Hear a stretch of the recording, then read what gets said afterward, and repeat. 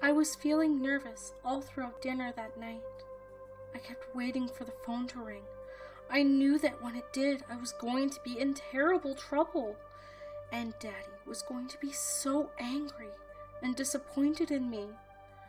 I squirmed in my seat again and tried to concentrate on twirling the spaghetti around my fork, but it didn't want to cooperate with me.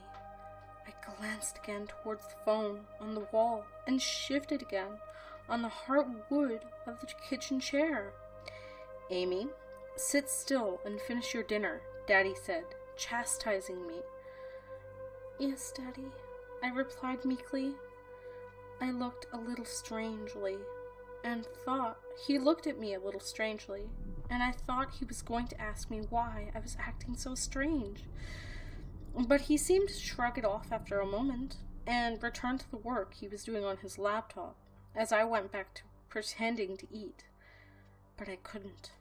My stomach was all tied in knots, knowing that at any minute the phone was going to ring. Richard's mom had said she was going to when she made me go home that afternoon, and I knew that she wasn't kidding. And so I waited. I glanced at my daddy.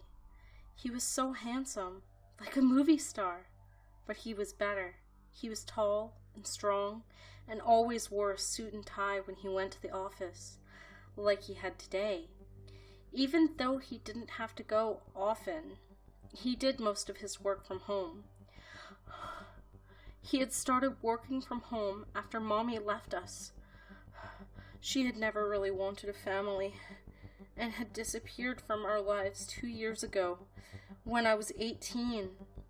I had been sad, but more for Daddy because he seemed so lonely. I didn't really miss her though, and sometimes I felt bad about that, but she had never paid much attention to me, and she and Daddy had fought a lot.